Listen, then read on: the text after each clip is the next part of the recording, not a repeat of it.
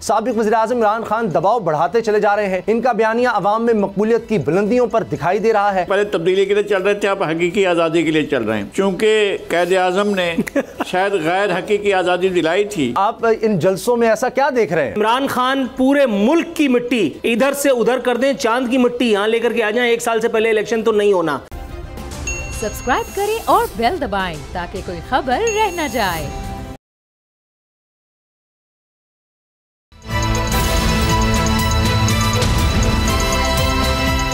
पता चला। बिस्मिल्लाहिर्रहमानिर्रहीम, अस्सलाम वालेकुम। मैं हूं मोहम्मद उसामा गाजी और आप देख रहे हैं अब पता चला। सियासत से लेकर अदालत तक और अदालत से लेकर मईशत तक हर जगह एक जंग जारी है। साबिक वज़ीर-ए-आज़म इमरान खान कहते हैं कि इन सारे मसाइल का हल नए इंतखाबात हैं, मगर सियासत का करिश्मा देखिए कि कल की अपोजिशन और आज की मुत्तहिदा हुकूमत जो नए इंतखाबात के नारे मारती थी, अब इसी से फरार ढूंढ रही है। जिस असम्बली को जाली कहती थी, इसके मुद्दत पूरी करने के नारे मार रही है, लेकिन आसास के नज़र नहीं आ रहे। साबिक वज़ीर-ए-आज़म इमरान खान दबाव बढ़ाते चले जा रहे हैं। इनका बयानिया अवाम में मकबूलियत की बुलंदियों पर दिखाई दे रहा है। एक दलील इसकी सोशल मीडिया पर चलने वाले ट्रेंड्स हैं, जो दूसरी गवाही उनकी एक आवाज़ पर मुल्क भर में ही नहीं दुनिया भर में होने वाले मुजाहरे और रैलियाँ भी हैं, जिनमें पाकिस्तानियों की कसीर तादाद की शिरकत फैसला साजों को वाज़ेह पैगाम दे रही है कि खल्क़े खुदा क्या चाहती है। नून लीग की क़यादत का इमरान खान के बारे में ये दावा था कि अगर ये अवाम में गए तो इन्हें अवामी गैज़ो गज़ब से बचने के लिए हेलमेट की ज़रूरत पड़ेगी, लेकिन हालात व वाक़यात ने इस दावे को बिल्कुल गलत साबित कर दिया है। इमरान खान 15 दिनों में 13 जलसों का शेड्यूल जारी कर चुके, जिसका इख्तिताम इस्लामाबाद में लॉन्ग मार्च पर होना है। आज मियाँ वाली में शुरुआत हो गई है। ऐसे वक्त में जब पाकिस्तान में क़यादत की तब्दीली की मुबैना गैर मुल्की साजिश को इमरान खान बेनकाब कर चुके, जिसे लेकर इमरान खान की जान को लाक शदीद खतरात मौजूद हैं, तज्ज़ियाकारों की नज़र में कोई रिवायती सियासतदान ऐसे वक्त में अवामी जलसों का रिस्क नहीं लेता। ये वही कर सकता है जिसको यकीन हो कि अवाम इसके साथ खड़ी है, जिसे मुल्क की परवाह हो, वही अपनी जान की परवाह नहीं करता। कहा यह भी जा रहा है कि यह जलसे नहीं इंतखाबी मुहिम का आगाज़ है और आने वाले हालात के पेश नज़र नून लीग ने भी अवामी राब्ता मुहिम शुरू करने का फैसला किया है। मरियम नवाज के जलसों का शेड्यूल भी जारी हो गया है। यह सच है कि जलसे इंतखाबात का मुतबादिल नहीं होते, लेकिन इनमें अवाम की शिरकत से हवा के रुख का अंदाज़ा ज़रूर किया जा सकता है। आज मियाँ वाली में इमरान खान मैदान में उतरे तो अटक में मरियम नवाज। पीटीआई के जलसे और लॉन्ग मार्च नए इंतखाबात के लिए हैं। सवाल नून लीग का है कि क्या इसके जलसे इमरान खान के बयानी का तोड़ साबित होंगे या फिर नून लीग ने भी अभी से इंतखाबी मुहिम शुरू कर दी है। और सवाल इलेक्शन कमीशन और सुप्रीम कोर्ट में चलने वाले केसेस का भी है कि इनका क्या फैसला आ सकता है। इन सारे मामलात पर बात करेंगे। शुरू करते हैं सियासी जलसों से। नज़ीर लगारी साहब, नूरुल आरिफीन मेरे साथ हैं। लगारी साहब, ये जो हमने देखा मियाँ वाली में जलसा, उधर नून लीग अटक में जलसा, इनके मकसद क्या है? तहरीक इंसाफ का चले लॉन्ग मार्च, तो नून लीग क्या इंतखाबात की तैयारी कर रही है या वो दबाव का मुकाबला करना चाहती है? सादा ज़बान में कहूँगा वो इनका जवाब पत्थर से दे रहे हैं। और दूसरी बात यह है कि इमरान खान हकीकी आज़ादी के लिए, पहले तब्दीली के लिए चल रहे थे, अब हकीकी आज़ादी के लिए चल रहे हैं, क्योंकि क़ायद आज़म ने शायद गैर हकीकी आज़ादी दिलाई थी और अब ये मेरे ख्याल में एक नए क़ायद आज़म पाकिस्तान में तशरीफ़ लाए हैं और ये मुल्क कौम को जो है एक हकीकी आज़ादी देने चले हैं, क्योंकि उन्हें क़ायद आज़म की दी गई आज़ादी के बारे में शुबहात हैं या शकूक हैं, या उस आज़ादी को वो गनीमत नहीं समझते, ठीक नहीं समझते, दुरुस्त नहीं समझते। जलसे जो हैं वो उनकी भी हम देख रहे हैं।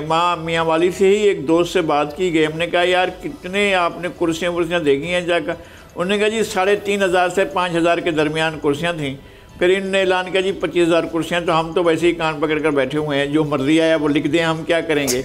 और वो कह दें कि जनाब 1.5 लाख कुर्सियाँ थीं और 50 लाख आदमी थे, तब भी हम मान लेंगे। हमें मानने से कौन कर सकता है, कौन रोक सकता है? हम तो मान ही जाएंगे। और ख़ान की बातें पहले भी हम मानते रहे हैं, अभी हम मान लेंगे। ख़ान ने हमें जिस तरह से तब्दीली दिखाई थी, इसी तरह से हमें वो मज़ाहिर दिखाएंगे जो हकीकी आज़ादी के हैं।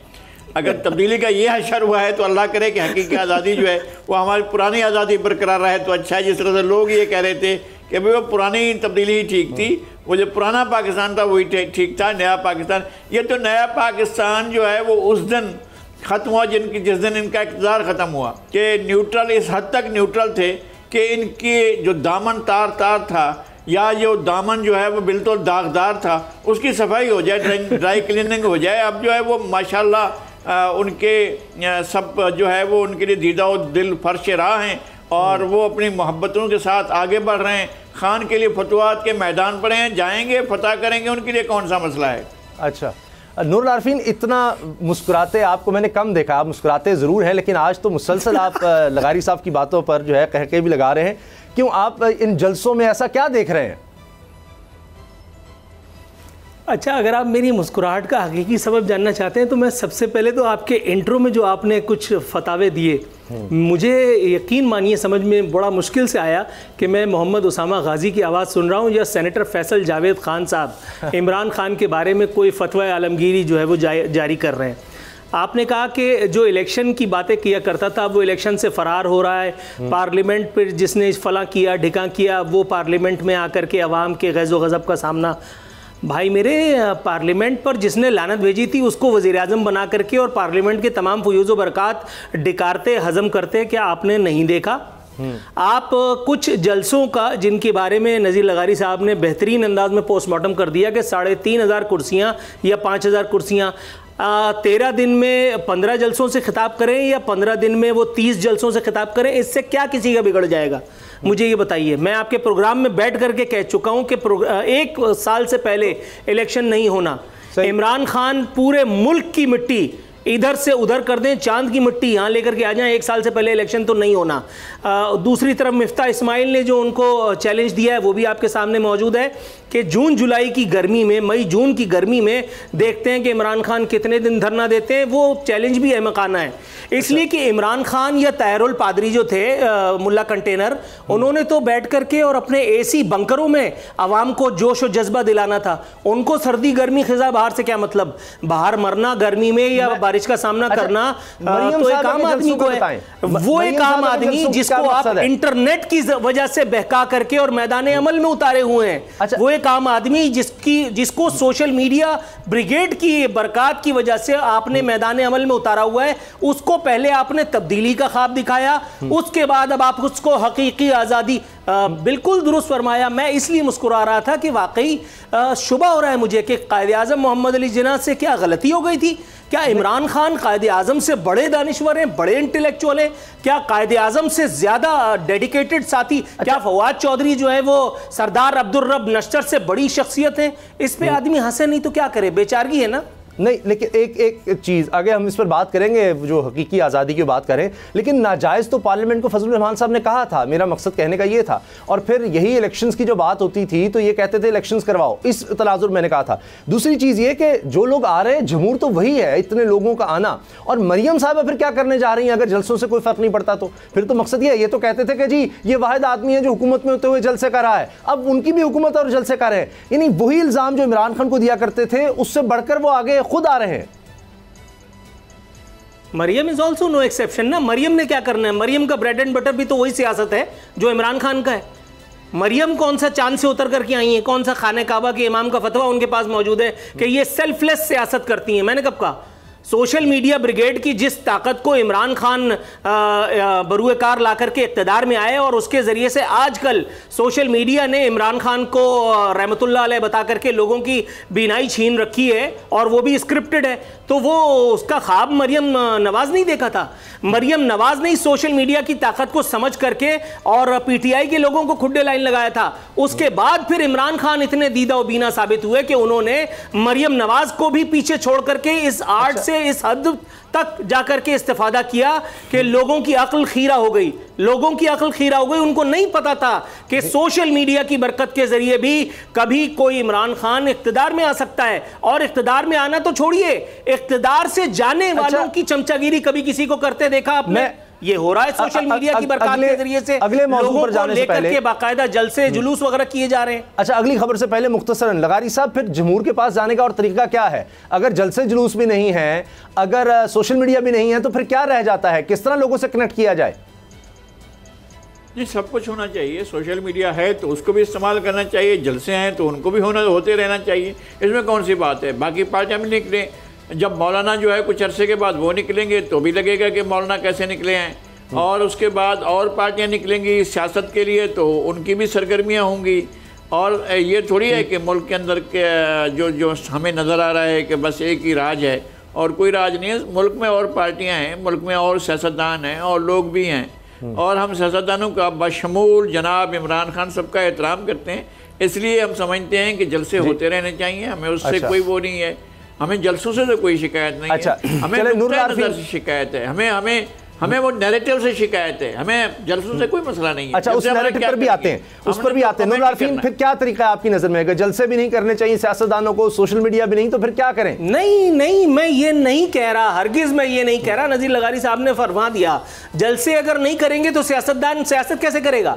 मैं तो ये नहीं कह रहा, लेकिन जलसे करके जलसों में झूठ जो बोला जा रहा है, जो सोशल मीडिया के जरिए लोगों को अंधा साबित किया जा रहा है। मेरे भाई, कराची वाला जलसा, मेरी आपसे उस पर भी बहस हुई थी, हमने मुख्तलिफ व्यू पॉइंट इस पर लिए थे।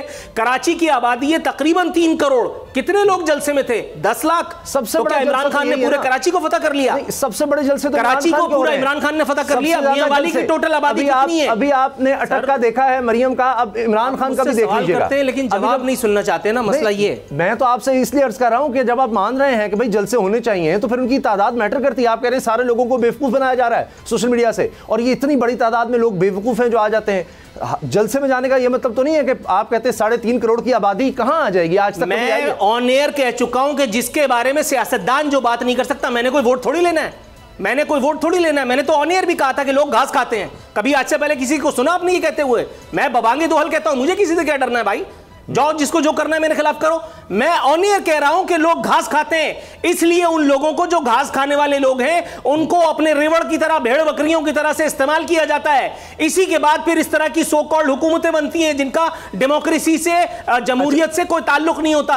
इमरान खान से बड़ा डिक्टेटर आपने कभी देखा था? इमरान खान के बारे में बात करते ही कैमरा शो ऑफ कर देता था। आपको नहीं पता था, आप इसी शहर में मौजूद थे। हमारी ज्यादातर आबादी में इतनी अक्ल और समझ नहीं है कि हमें किसको चूज करना चाहिए। इस तरह आपकी बात से तो ये लग रहा है कि ज्यादातर बेचारे बेवकूफ बन जाते हैं। 2,00,000% मैं यही कह रहा हूं। चले, अच्छा लगारी साहब, अगली खबर, इमरान खान साहब ने एक और सोशल मीडिया का इस्तेमाल किया, पॉडकास्ट। ये भी पहली दफ़ा हुआ है पाकिस्तान की तारीख में कि कोई इस तरह सियासी रहनुमा जो है वो एक नई चीज़ है, सोशल मीडिया का एक और पहलू है, उसका इस्तेमाल उन्होंने किया है। अब फिर एतराज़ ज़रूर होता है, लेकिन फिर पीछे पीछे आते हैं। हम देखते हैं मरीम नवाज़ साहब ने भी टिकटॉकर्स की एक मीटिंग बुला ली कि जी इस तरफ आए। अब ये हकीकत है, इससे पीछे तो नहीं जा सकते, लेकिन उन्होंने वहाँ पर बिल्कुल जलसे से ज़रा मुख्तलिफ अंदाज से बात की, और उसमें जो उन्होंने, जिसको आप कह रहे हैं कि जी आज़ादी कौन सी, वो कायद-ए-आज़म रहमतुल्लाह अलैह वाली आज़ादी का कोई मुकाबला ही नहीं कर सकता, हम आज़ाद कौम है अल्हम्दुलिल्लाह। लेकिन ये तो हकीकत है कि हम अमेरिका के इन्फ्लुएंस से नहीं निकल सके। हम जिस अफगान जंग में गए या रूस के खिलाफ भी गए तो उसमें अमेरिका का हाथ था। ये हम कैसे इससे इनकार कर सकते हैं? हम कैसे इनकार कर सकते हैं कि अमेरिका का जहाज़ यहाँ से उड़ता है और रूस की जासूसी करता है, बाद में हम पकड़े जाते हैं, हम इनकार करते हैं ऐसा नहीं हुआ, फिर सबूत आ जाते हैं और हमें मानना पड़ता है। हम कैसे इस चीज़ से इनकार कर सकते हैं कि हमारे ऊपर अमेरिकी तसल्लुत कायम है, IMF के थ्रू, साम्राज्य के थ्रू ये है? इससे इनकार तो नहीं किया जा सकता लगारी साहब। अच्छा, मेरे पास एक जुमला, मैं ज़्यादा नहीं कहता हूँ। कल अगर ये साबित हो गया या आप पर इंकशाफ हुआ या ये बात मुनकशिफ हुई कि जो कुछ खान साहब कर रहे हैं ये भी अमेरिका के इशारे पर है, तो फिर हम क्या करेंगे? कहाँ खड़े होंगे सर? फिर तो गलत कर रहे होंगे, किस जगह पर खड़े होंगे? जी जब वो आएगा मैं तो वही अर्ज कर रहा हूँ, गेम बहुत बड़ा होता है, मुझे मालूम है, हमने देखे हैं इस तरह के गेम। आपको पता है कि डोनाल्ड रम्सफील्ड जो था वो किसका दोस्त था, किसके साथ खेला, किसके साथ रहा? सद्दाम हुसैन की और उसकी जो है एक दूसरे के साथ कैसी गाड़ी चलती थी। सद्दाम हुसैन किस तरह जाकर CIA के सरबराह को अपनी आंखों से लगाता था, किस तरह उसके साथ बैठता था। 1 साल भी नहीं गुजरा, उन्होंने पांसा पलटा, लिटा दिया सद्दाम हुसैन को। जब फांसी पर चढ़ाया तो मुड़कर नहीं देखा। और भाई साहब, ये लोग लाए जाते हैं, बनाए जाते हैं, हीरो काट के हीरो होते हैं। अल्लाह के वास्ते ना करें भरोसा। बड़े बड़े हीरो इस तरह के हमने देखे हैं, तारीख भरी पड़ी है, जो खुद साख्ता हीरो होते हैं। अब तो नया मीडिया आ गया है, हमें पता नहीं चलता, एक क्लिक करने से एक साथ 19,000 आपको जो क्लिक्स चले जाते हैं। ये होता है मीडिया मैनेजमेंट। ये जो सोशल मीडिया मैनेजमेंट है वो ये चीज़ है। आप एक जगह करेंगे, एक किसी को भी क्लिक करेंगे, किसी का भी एक आप चीज़ डालेंगे, वो 19,000 हो जाएगी उसी वक्त। ठीक है, फिर दूसरी दफ़ा करेंगे फिर 19,000, फिर तीसरी दफ़ा करें फिर 19,000। इस तरह से चीज़ें मैनेज होती हैं। यही था मैं जो आपसे अर्ज कर रहा हूँ, बहार अरब यही थी। वो अल तहरीर स्क्वायर में बैठे हुए सारे लोग यही थे। उसके बाद क्या हुआ, जनरल सेसी आ गया।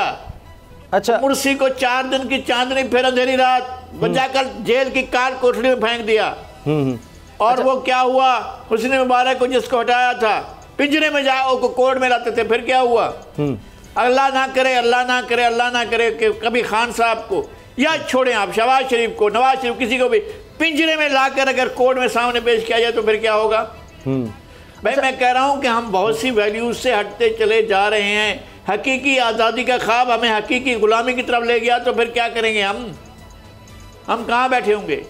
अच्छा चले लगारी साहब, सामा अगर आप जी नूर आरफीन जी फरमाएं 2 मिनट, अगर आप हकीकी आज़ादी पर मैं ज़रा रायज़नी करना चाह रहा था। हकीकी आज़ादी उस वक्त तक हमें नहीं मिलेगी जब तक हम अमेरिका बहादुर से, इमरान खान जैसा जरी बहादुर शुजा हुक्मरान सलाउद्दीन अयूबी का भतीजा, जब तक अमेरिका से ये नहीं पूछ लेता कि भाई वो एक अहमल कासी को ले गए थे उसको क्या किया, जब तक इमरान खान ये नहीं पूछ लेता कि भाई वो एक रेमंड डेविस था उसका क्या किया, उसको कम से कम उसके जूते मोजे बनियान वगैरह कुछ वापस कर दो ताकि हम अपने यहाँ एक म्यूजियम बना करके रख दें कि ये है हमारी जो है वो ताकत जिसकी वजह से हमने जो है वो अभी तक इतनी खजालत का मुंह देखा है। कर्नल जोसेफ नामी एक आदमी था, उसको इस्लामाबाद हाई कोर्ट ने ले जाने से इनकार कर दिया था। उसने अपनी गाड़ी के नीचे 2 आदमी लिए थे शराब के नशे में, और उसके बाद वो तैयारा जो लेने के लिए आया था उसको भी भगा दिया था। हमने कहा था कि हम अपनी हकीकी आज़ादी का सबूत देंगे, दे दिया कर्नल जोसेफ को। उसके बाद फिर हमने अपना जहाज लेकर के और वहां से बाहर भिजवा दिया।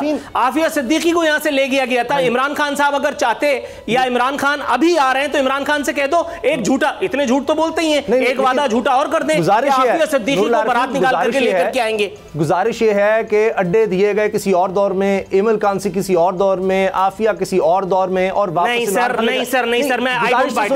एक second, I don't by this. Imran Khan वो आदमी थे जिन्होंने आफिया सिद्दीकी की रहाई की मूवमेंट में शिरकत की थी। इमरान खान वो आदमी थे जिनके लिए आज आप यूट्यूब चैनल इमरान खान के बड़े बड़े दावे और बातें मौजूद हैं कि मैं जब आऊंगा तो ये करूंगा। आफिया सिद्दीकी को जिसने दिया उसने मिल्लत फरोशी की, मुझे आज भी डिनायल दे रहे हैं। मुझे ये समझाएं कि क्या इमरान खान पूरे पाकिस्तान का वजीर आजम बनकर के आया था या एक खास सूबे का या सिर्फ मियांवाली का? अरे बात तो ये है कि जो उनके खिलाफ बोलता है वो तो रहता ही नहीं यहां पर। मसला तो ये है जिसने सिर्फ ये आवाज ही उठाई कि भाई इसलिए इमरान खान डर गए, वो तो उसके बाद रहता ही नहीं है। फिर गैरत का ख्वाब ना दिखाएं।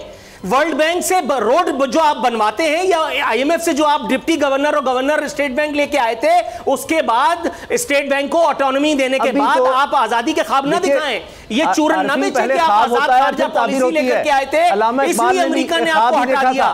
मेरे भाई, अमेरिका एक हुक्म देगा, आज अभी कम कीमत पर तेल क्या खरीद रहा था, उसामा गाजी साहब आपने जो कहा सुन लीजिए, पहले मेरी बात सुन लीजिए उसामा गाजी साहब। अमेरिका ने जब चाहा अफगान जिहाद बना दिया, अमेरिका ने जब चाहा आपके मीडिया के जरिए आपके इदारों को मजबूर कर दिया अफगान फसाद करार देने पर। अमेरिका ने जब चाहा आपको दहशतगर्दी के खिलाफ जंग खुदवा दिया, और अमेरिका जब चाहेगा आपको एक और मर्तबा इस्तेमाल करेगा। आप और आपके अच्छे खान कुछ नहीं कर सकते। इमरान खान क्या बेचते हैं? इमरान खान कितने बड़े लीडर हैं? तो फिर हम हमेशा फिर मान लेके जनाब अमेरिका के आगे हम कुछ नहीं कर सकते। ये हम क्यों समझते हैं कि अमेरिका से इनकार का मतलब कोई ऐसे है कि जैसे अमेरिका की हमको जंग करनी है। रविश नहीं बदलेंगे, जब तक आपके सियासतदान इधर उधर जाकर के मुंह मारना नहीं छोड़ेंगे, जब तक उनको वीडियोस दिखा करके और उनको इस्तेमाल नहीं किया जाता रहेगा, तब तक ऐसे ही रहेगा। जब तक एहतिसाब का, इंसाफ का कोई मेयार नहीं बनेगा, तब तक ऐसे ही रहेगा। ब्रेक लेनी है क्योंकि आगे हमने आरफीन नामा में जो अलीम खान और जहांगीर तरीन वाला मामला, उस पर तफसील से बात करेंगे। लेकिन ब्रेक से पहले लगारी साहब, उस पर आपकी राय। ये जहांगीर तरीन और अलीम खान, इमरान खान साहब ने बताया है कि वजह यह थी कि 300 एकड़ ज़मीन जो उन्होंने रावी में ख़रीद ली और कहते थे इसको रेगुलराइज करो अलीम खान साहब, और जहांगीर तरीन से दूरियां तब पैदा हुई कि जब वो सारा शुगर स्कैंडल आया। अब ये दोनों एक हकीकतें लगती हैं, कम से कम शुगर स्कैंडल तो सबके सामने है। जहांगीर तरीन साहब के बयानात हैं कि मेरे साथ ये क्यों किया जा रहा है, हमारी हुकूमत में क्यों किया जा रहा है, ये तो हकीकत है। और फिर उसके बाद उन दोनों का उधर चले जाना, बिल्कुल फराह खान साहिबा के हवाले से जिस तरह आज प्रेस कॉन्फ्रेंस हो रही है, जो जुमले आप सुन लें उनके बारे में हुकूमत कह रही है, यही जुमले, सेम यही जुमले अलीम खान और जहांगीर तरीन के बारे में हुआ करते थे। देखें, अगर 300 एकड़ मैटर करते हैं जहांगीर तरीन के लिए या अलीम खान के लिए, तो वो बात मुझे समझ में नहीं आती। सिंध के अंदर लाड़काना में जहांगीर तरीन ने आकर 5,000 एकड़ ज़मीन मुस्ताजरी पर हासिल की और वो अभी मेरे ख्याल में उनके पास है और वो उस पर भी खेत कर रहे हैं। तो उसके लिए कौन सा मसला है कहीं से ज़मीन हासिल करना? कि 300 एकड़ या 400 एकड़ ज़मीन की वजह से जो है थोड़ा सा मैं गुजारिश, ज़रूरी ज़मीन में और कमर्शियल ज़मीन में फ़र्क होता है। ये 300 एकड़ शायद कुछ अरबों रुपए की बनेगी, तो वो ज़रूरी ज़मीन तो शायद सारी पता नहीं कितने एकड़, इससे 100 गुना कम कीमत पर आ जाएगी। ये बात हो रही है तो रेजिडेंशियल के लिए उन्होंने करना था, और ये कोई कुल मिला के तकरीबन 200 अरब रुपए का कोई यानी कह लें कि प्रोजेक्ट कहा जाता है। 300 एकड़ शायद उसमें शामिल है नहीं, वो अलग होगा, लेकिन 200 अरब रुपए का इल्ज़ाम लगाया जाता है कि जी अलीम खान साहब वो करवाना चाहते थे। ये शहबाज गिल साहब ने शायद कहा। 300 एकड़ का जिक्र इमरान खान ने किया है अलीम खान साहब के हवाले से। अच्छा चलें जहांगीर तरीन साहब के हवाले से फरमाइएगा। मैं और कर्ज कर रहा हूँ, मैं कह रहा हूँ कि पिछले साल बोल्ड ने एक खबर ब्रेक की थी कि सिविल एविएशन अथॉरिटी ने 11 खरब की ज़मीन इधर उधर कर दी। आपने उनका क्या कर लिया? ये तो आप 3 अरब खरब कहें, 4 खरब कहें, जो भी कहें, यहाँ तो लूट मार खरबों के हिसाब से होती है भाई। नाकाबिले यकीन है, पूरे का पूरा एयरपोर्ट उठाकर दे देता है सिविल एविएशन वाले। आप उसका क्या कर लेंगे? और देते हैं आम से रेट से और कमर्शियल रेट पर देते हैं, कमर्शियल एक्टिविटी के लिए देते हैं, पूरा का पूरा एयरपोर्ट उठाकर दे दिया जाता है। क्या कर लेंगे आप? सही। अच्छा, इस मुल्क के अंदर जो कुछ होता है वहाँ तक हमारे जहन रसाई नहीं है। एक डिप्टी कमिश्नर की तैनाती के लिए जी अच्छा, एक डिप्टी कमिश्नर की तैनाती के लिए 5-5 करोड़ रुपए चले। मैं आपको लिस्ट भेज दूं, बताएं। सही है। ये लगारी साहब फिर तो नूर आरफी ही कहते हैं यहाँ तो माफिया का राज है। जिस तरह आप कह रहे हैं 11 खरब की ज़मीन डिपार्टमेंट एक इदारा ले उड़ता है और कोई पूछने वाला नहीं है। ब्रेक लेनी पड़ेगी जी, ये बात हजम करने के लिए। ये इस तरह से पाकिस्तान में हो रहा है, नाकाबिल यकीन है। अगर इस तरह खाया जाएगा मुल्क को तो फिर क्या बचेगा इस मुल्क में। ब्रेक लेते हैं और ब्रेक के बाद बात करेंगे मुनहरिफ खिलाड़ियों का क्या बनने जा रहा है, जिनको कहा जा रहा है जी लोटे हैं ये, अब उनके खिलाफ इलेक्शन कमीशन क्या करेगा, कब तक करेगा। ब्रेक के बाद अब पता चला। मुनहरिफ अराकीन का मामला। तहरीक इंसाफ कहती है कि जी वैसे तो अदालतें लग जाती हैं और 24 घंटे अब अदालतें कहती हैं जी हम हैं, और जिस तरह से हमने देखा बहुत सी चीज़ों में नोटिस लिया गया, और फिर यह भी हुआ कि अपोजिशन में अब जाहिर है कि तहरीक इंसाफ है, उनके लिए भी छुट्टी के दिन अदालत खुली है और उनको रिलीफ मिला है। लेकिन एक मामला इलेक्शन कमीशन के पास है और वो है मुनहरिफ अराकीन का। इलेक्शन कमीशन जब अदालत जाता है, कभी कहता है कि जी मैं साल से पहले इलेक्शन ही नहीं करवा सकता, फिर कुछ चीज़ों में जल्दी भी नज़र आती है, और कहीं मुनहरिफ अराकीन का मामला जो बड़ा वाज़े भी नज़र आता है। अगर आप पंजाब में देखें तो 26 अराकीन है, उन्होंने हमजा शहबाज को वोट डाला है तहरीक इंसाफ में होते हुए, तो आइन तो इसकी इजाज़त नहीं, इधर डिस्क्वालिफिकेशन इसमें बनती है। तो कितना वक्त लगेगा, इनका क्या होगा? नूर आरफीन, आपको क्या लगता है क्या इलेक्शन कमीशन के साथ सलूक करेगा और कब तक? अच्छा, ईमानदारी की बात है, मैं सानू की मोड पे लगा हुआ हूँ इस एक मैटर के हवाले से जो आप बार बार उठाते हैं, मुनहरिफ अराकीन। मैं इस बारे में बात करने से बेहतर यह समझता हूं कि मैं इलेक्शन कमीशन और चीफ इलेक्शन कमिश्नर से यह पूछूं कि भाईजान वो फॉरेन फंडिंग का क्या हुआ, वो हजरत इमरान अहमद खान रहमतुल्लाह अलैह के बारे में वो जो उनका पोस्टमार्टम फरमाना था उसका क्या किया आपने अभी तक? ठीक है कि एक तरफ दोबारा फिर कंधा इस्तेमाल करके आपने वो 30 दिन वाला मामला रुकवा दिया, लेकिन 30 दिन की ही शर्त लगाई गई है ना, मेक इट 60 दिन। 60 दिन के बाद इमरान खान साहब का कच्चा चिट्ठा आप भी शामिल कर सामने, आप वही वाली बात है ना, फिर आप नहीं, आप बोलने नहीं देते। नहीं, मैं तो कह रहा हूँ कि आप शामिल कर लें, मुतमईन करूँ आपको। आप हमेशा तहरीक इंसाफ का जिक्र जरूर करते हैं, लेकिन पीपल्स पार्टी नून लीग बड़ी जमातें हैं, उनका जिक्र नहीं होता, ऐसे जैसे उनका कोई। भाई मैं आपके तवज्जुह से ऑनियर अपील करता हूं मुख्तदर तरीन इदारों से, इंसाफ के आला तरीन मंबद से, कि आप पीपल्स पार्टी और पाकिस्तान मुस्लिम लीग नवाज वालों से शुरू करके फिर हजरत इमरान अहमद खान नियाजी तक आकर के और इन तीनों को कैफरे किरदार तक पहुंचाइए। मैं तो लाउड एंड क्लियर कह चुका हूं, मैं वो वाहिद एंकर हूं जिसने नवाज शरीफ और आसिफ अली जरदारी के खिलाफ अगर कुछ साबित हो जाए तो उनको फांसी पर लगाने का मुतालबा किया है। मैंने कहा है ऑन एयर, मेरे अपने प्रोग्राम में, मैंने अपने फतावों में, अपने क्लिप्स में मैंने बाकायदा कहा है कि रस्सी कम पड़ती है तो मैं लाके दूंगा। नहीं, इस तरह भी नहीं हम कह रहे, लेकिन जैसे ही मैं इमरान खान के बारे में बात करता हूं तो बहुत सारे मेदों में गड़बड़ शुरू हो जाती है। ये क्यों होता है मेरी समझ में नहीं आ रहा। अच्छा, नहीं, चीफ इलेक्शन कमिश्नर से मैं वो बात करूंगा कि जो मुझे लगता है कि मुनासिब है। मुनरिफ और अकीन गए जहन्नम में। मैं तो ये बात करूंगा कि भाई ये जो आवाम की आंखों में धूल झोंक करके ये जो टिकटॉक के जरिए से टिकटॉक की बाहर ला करके एक दफा फिर टीपू सुल्तान का अराइवल दिखाया जा रहा है, ये सब कुछ जो होने जा रहा है इसको तो कम से कम रोको। लोगों को कम से कम इनका असल चेहरा तो दिखाओ कि भाईजान ये जो इनके दर्जनों अकाउंट्स थे इसमें फीके माजे ताए ने जो रकम भेजी है ये किस चक्कर में भेजी थी। इमरान खान इतने हैंडसम तो कभी भी नहीं रहे कि उनको कोई फलाना कोई ढिमकाना ऐसे ही फी सबीलिल्लाह रकूम बेचता रहे। कोई ना कोई काम तो इमरान खान से लिया गया होगा ना। अब मैं आरिफ नकवी इमरान खान गठजोड़ पे बात करूंगा तो फिर कुछ मेदे जो है वो शकील गुफ्तगू समझ करके इसको सेंसर करने की ख्वाहिश का इजहार करेंगे। अब मैं इमरान खान की मुख्तलिफ माफियाज के साथ दोस्तियों का जिक्र करूंगा तो फिर आप कहेंगे कि जी दूसरी हुकूमतों में भी तो ये होता रहा। भाई इमरान खान की आंखों के सामने जहांगीर तरीन ने लूटा, FIR कट गई, जहांगीर तरीन आज भी मजे में है। जहांगीर तरीन का किसी ने कुछ कर लिया? जब जी चाहता है जाकर के वहां अस्पताल में लेट जाता है, जब जी चाहता है वहां से उठ करके यहां आ जाता है, जब जी चाहता है एक ट्वीट पे एक धमकी दे देता है कि इमरान खान के बारे में बताऊंगा। कब बताएगा? इसलिए कि जहांगीर तरीन खुद से नहीं चलता। जहांगीर तरीन को जो लोग चला रहे हैं, जो इमरान खान को लेकर के आए थे, जहांगीर तरीन भी एक आलाकार है। मैं ये चाहता हूं कि चीफ इलेक्शन कमिश्नर से ये पूछूं कि भाई ये जो हजरत इमरान अहमद खान रहमतुल्लाह अलैह इनका जो एक अभी कुछ दिनों में माअज़ल्लाह तौबा इस्तग़फ़ार फिर कोई जो है वो फतवा आ जाएगा कि इमरान खान के खिलाफ बात करना बदतरीन जिसको कहते हैं ना गुनाह है। आप देखिए, आप ये हमारे प्रोग्राम में रोजाना मिस्र की जामिया अज़हर से फतवा ले सकते हैं, क्या वहां लोग नहीं बैठे इस तरह के? तोपों के रुख इमरान खान की तरफ होते हैं, उसके खिलाफ कौन बात कर रहा है? अच्छा चलें या इमरान खान पर आप देखिए, ये बोल न्यूज़ का प्लेटफॉर्म आपके लिए हाजिर है। आप खूब आप सब पर ही तनकीद करते हैं, लेकिन इमरान खान साहब से तो ज्यादा ही कुछ शफ़क़त फरमाते हैं। मेरी दुश्मनी नहीं है उसामा गाजी, नहीं मेरी किसी से दुश्मनी नहीं है। आप हमारा कोई भी प्रोग्राम देख लें, आप खास शफ़क़त फरमाते हैं इमरान खान पर, बनती भी है, आपकी राय है और बिल्कुल होनी चाहिए और उसका इजहार आपको खुलकर करना चाहिए। लेकिन आप ये भी मानिए कि मैंने नवाज शरीफ और आसिफ अली जरदारी के खिलाफ भी जो कुछ कहा है वो किसी ने नहीं कहा। नहीं बिल्कुल ये आप तो फांसी वाले तक चले जाते हैं, इस तरह ना किया करें। अच्छा लगारी साहब ये फरमाइए, ये जो अब आरफी ने तो बात ही ख़त्म कर दी, कहते हैं जी मैनू की सानू की तानू की, वो ख़त्म ही कर देते हैं कि जी जो भी है। लेकिन एक चीज़ है इन्वेस्टिगेशन, वो हमने देखा और वाकई उनकी बात ठीक है कि बहुत लंबा हो गया, इसको जल्दी निमटना चाहिए जो भी फॉरेन फंडिंग केस है। लेकिन ये तो एक चीज़ है, साफ़ है, एक बंदा कह रहा है मैंने जाकर वोट डाला है हमजा शहबाज को, मुझे भी आइन का पता है। जब आइन बनाने वाला आइन की खिलाफ वर्जी कर रहा है, सरेआम कर रहा है, खुलेआम कर रहा है, तो फिर उस पर जो भी आइन है उसका इतलाक लोगों को नज़र तो आना चाहिए ना, वरना तो कोई हमारे मुल्क में कानून का फिर एहतराम क्या खाक होगा कि मैं ही आइन बनाने वाला हूँ, कानून साजी मैंने करनी है, मैं जाकर उसकी सरीहन खुद ही बनाकर उसकी खिलाफवर्जी करता हूँ, डंके की चोट पर करता हूँ, क्या कोई मेरा बिगाड़ सकता है? और उससे मैं एक हुकूमत बनवा देता हूँ, एक हुकूमत गिरा देता हूँ।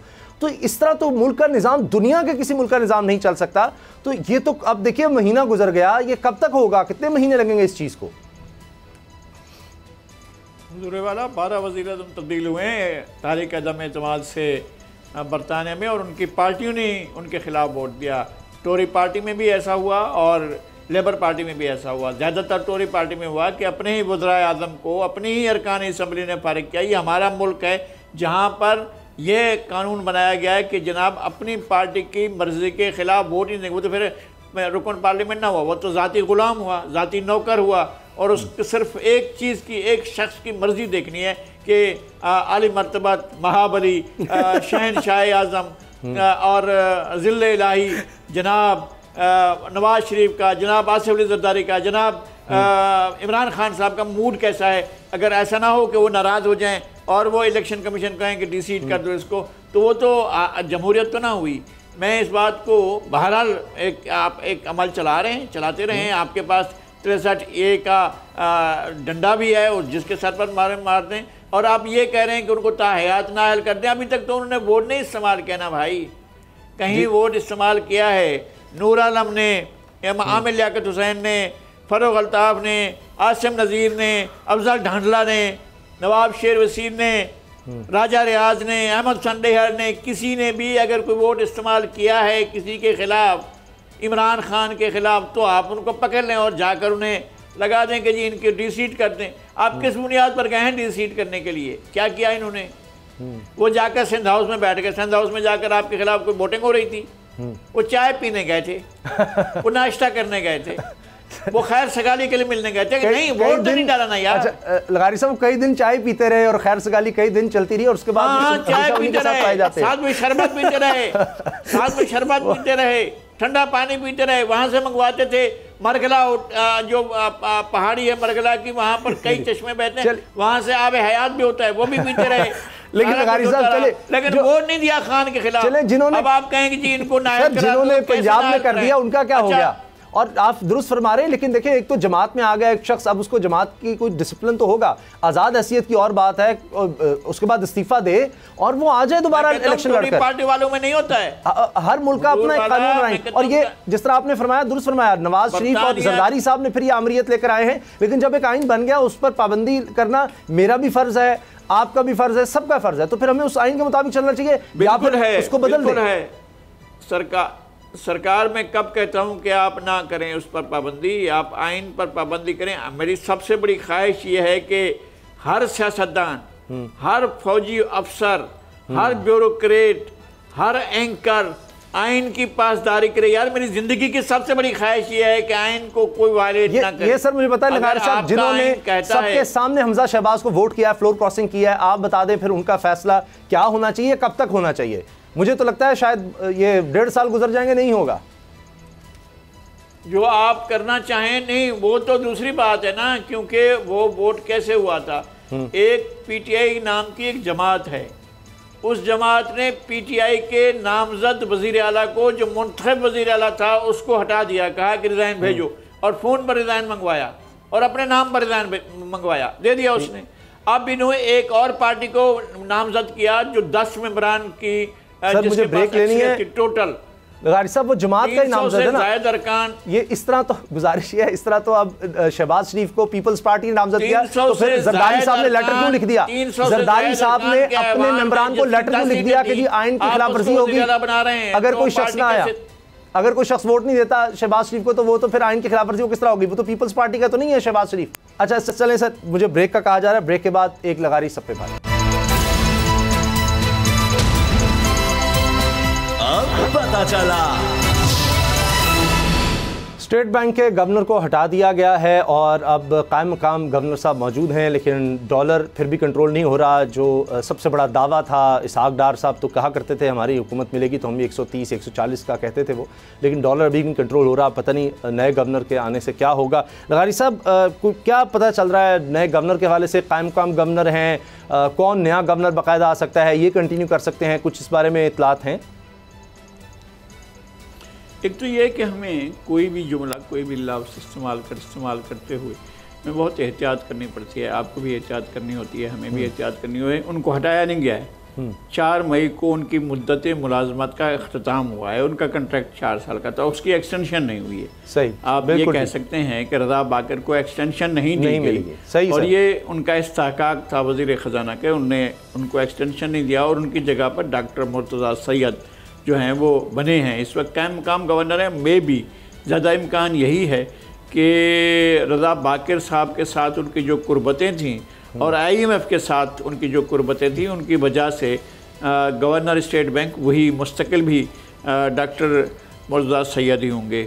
90 के अशरे के डिकेड के आखिरी दिनों में उन्होंने, डॉक्टर महबूब हक ने एक इदारा कायम किया था इस्लामाबाद में, ह्यूमन रिसोर्स डेवलपमेंट सेंटर था।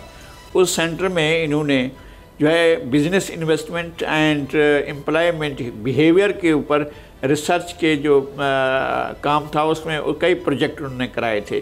और नोफील्ड कॉलेज यूनिवर्सिटी ऑफ ऑक्सफोर्ड का है, वहाँ से उन्होंने जो है PhD किया है इकोनॉमिक्स में। एक पढ़े लिखे हैं, 16 साल उनका काम तजर्बा है IMF के साथ काम करने का। तो आपको अता होते हैं गवर्नर, ऐसा नहीं है कि आप गवर्नर लेकर आते हैं। हमारे यहाँ रैंकर एक थे तहसीलदार गुलाम इसाक खां, वो जाकर गवर्नर स्टेट बैंक बने थे, वो इसी जगह पर थे। और SU दुरानी थे, तहमीन दुरानी के वालिद, वो गवर्नर बने थे स्टेट बैंक के। और इसी तरह से बहुत से ऐसे लोग थे गवर्नर बने जो लोगों के जो बाहर के किसी इदारे से नहीं थे, वो मुल्क के अंदर काम करते थे, मुल्क के अंदर वही आगे बढ़ते हुए बने। लेकिन फिर भी वज़ीर ख़जाना हमेशा आपको अतिये के तौर पर आता है, आपके उसके पास आपकी नेशनलिटी होती है या नहीं होती है उसको नहीं देखा जाता, बल्कि वो आपको दे दिया जाता है, लेकिन उसका नाम, उसकी ज़ात, उसका इलाका वो पर लगता है कि पाकिस्तानी है, लेकिन वो दर हकीकत आलमी मालियाती इदारों के, वर्ल्ड बैंक के या IMF के मफादात की निगहबानी करने के लिए यहाँ होता है। और मफादात की निगहबानी महज इतनी होती है कि पाकिस्तान में डॉलर ना आए, नंबर 1। ये बिल्कुल मैं इस पर डिबेट करने को तैयार हूँ कि उनका मकसद ये होता है कि पाकिस्तान में डॉलर ना आए, रिमिटेंसेस को महदूद किया जाए, एक्सपोर्ट्स जो हैं उनको महदूद किया जाए, यानी दोनों पॉलिसीज़ जो हैं, फिस्कल भी और मॉनेटरी पॉलिसी दोनों जो हैं उनको इस तरह से बांध कर रखा जाए कि मुल्क खुद मुख्तारी की तरफ ना जाए। आपको जो मिलते हैं, मैं वहाँ से शुरू करूँगा जो अयूब खान के थे, जो है मोहम्मद शुएब, वहाँ से लेकर आगे बढ़ते हुए सिर्फ आपको अपने मुल्क से डॉक्टर मुबशिर हुसैन जो एक इंजीनियर थे और इस पाकिस्तान में होते थे, वो यहाँ आए थे, वज़ीर ख़जाना बनाए गए थे, जिनका IMF से कभी कोई ताल्लुक़ नहीं था, और उन्होंने भी बजट बनाए थे पाकिस्तान में, और लगा था कि बजट बने हैं जिसमें पाकिस्तान के लोगों के इश्यूज़ को एड्रेस किया गया। आपको बाकी तो अतिये में मिलते हैं ना, गुलाम इसाक़ खान थे, वो इसी मुल्क में थे, ठीक, लेकिन यह है कि आपको गवर्नर हमेशा से बाहर से मिलते हैं, वज़ीर ख़जाना भी बाहर से मिलते हैं, वो लेकर आते हैं कुछ असाइनमेंट और उस पर अमल करते हैं, और वो अमल कर लेंगे, चाहे वो रज़ा बाकर करते हो उनकी मर्जी, डॉक्टर मुर्तज़ा सैयद करें उनकी मर्जी, यानी एजेंडा ये होता है कि तसलसल रहेगा। स्टेट बैंक की जो पॉलिसीज है उसमें कुछ हद तक हमें आएगा, क्योंकि दोनों का बैकग्राउंड जो है वो मिलता जुलता है, जो भी गवर्नर हैं स्टेट बैंक के। आरफीनामा में आज हम बात करेंगे कि जनाब इमरान खान साहब ने अपने दो सबसे अहम तरीन खिलाड़ी, माजी के बेहतरीन दोस्त, और वो मानते हैं कि उनकी बड़ी कुर्बानियाँ थी, लेकिन उनके कुछ राज जो हैं वो अफशा करने शुरू कर दिए हैं। तो आरफीन, आप इस बारे में क्या कहेंगे? तरीन और अलीम, इमरान खान साहब क्यों इनके खिलाफ बयान देने लगे? मुझे सिर्फ ये बता दीजिए भाई कितने मिनट में मैंने अपना काम ख़त्म कर लेना है, ताकि फिर उसी हिसाब से मैं अपना लंतरानी शुरू करूँ। 4 मिनट हैं, 4 मिनट हैं, आप अपना स्टॉप वॉच लगा लें, मोबाइल बर्बाद कर दूंगा।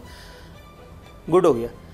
खान साहब ने सनसनीखेज इंकशाफ अपने तौर पे किया। उन्होंने बताया कि तरीन और अलीम जो है वो ज़ाती फ़वायद हासिल करना चाहते थे। इसके बाद मासूमियत का वर्ल्ड कप भी मेरे हैंडसम को चला जाता है। एक एतजाज़ एहसन, चौधरी एतजाज़ एहसन ने एक इस्तिलाह ईजाद की थी, इग्नोसेंट, वो मैं रिवॉर्ड करता हूँ हज़रत हैंडसम को। गोया इनको लग रहा था कि ये कोई इतनी बड़ी मजहबी शख्सियत हैं या इतनी बड़ी आलमी शख्सियत हैं कि इनके साथ लोग किसी मुनफ़ात, किसी हिर्स, किसी तमा के बग़ैर आकर के इनके हैंडसम होने की वजह से, इनके एजेंडे से मुतासिर होकर के मक्खी की तरह से चिपक जा रहे हैं। इनको नहीं गुमान था कि जब कोई बिजनेस मैन आकर के और आपके पास बैठता है, आपके साथ चाय पानी करता है, आपके किचन वगैरह में मुआवनत करता है, आपको अपना जहाज़ या हेलीकॉप्टर देता है, आपको अपनी बुलेट प्रूफ गाड़ी, आपको अपने आली मवाली चेड़ी चपाड़ी चमचे देता है, तो उसको उसकी कीमत को वापस भी वसूल करना पड़ता है। ये 70-75 साल की उम्र में इन्होंने 16 साल लड़के का जो किरदार अदा किया है, जो फ्लॉप तरीन किरदार है मेरे अपने हिसाब से। इस वक्त मेरे हाथ में एक ट्वीट है इमरान खान साहब का, एक इंतहाई शदीद मुतासिर एंकर है बेचारा, वो लिख रहा है, इमरान खान साहब क्या हो गया है आपको? फरा गोगी का तो दिन रात दिफा कर रहे हैं, जहांगीर तरीन और अलीम खान जैसे मोहसिनीन पर रकीक इल्ज़ामात लगा रहे हैं। 20 साल की हमनवाई में आपको इन दोस्तों में कोई बुराई नजर ना आई तो अब भी खामोशी बरतें, और जिसका दिफा आप कर रहे हैं वो इसके काबिल नहीं। जहांगीर तरीन, फरा गोगी और अलीम खान की तस्वीर लगाई है। जहांगीर तरीन के हवाले से, अलीम खान के हवाले से फरमा रहे थे हैंडसम कि अलीम खान मुझसे तवक्को, एंकर का नाम नहीं बताएंगे, देखें ये छुपा गए, एंकर का नाम छुपा गए। अच्छी बात है, मतलब कितने लोग उसामा देंगे, उसामा बड़े हैंडसम निकले, ज़बरदस्त। उन्होंने कहा कि अलीम खान मुझसे तवक्को करते थे कि मैं उनकी ज़मीन लीगलाइज करा दूं। ज़मीन है कुल 300 एकड़, जिनके बारे में नज़ीर लगारी साहब ने शुकूक व शुबात का बबांगे दो इज़हार कर दिया कि जहांगीर तरीन या अलीम खान के लिए 300 एकड़ कोई हैसियत नहीं रखती।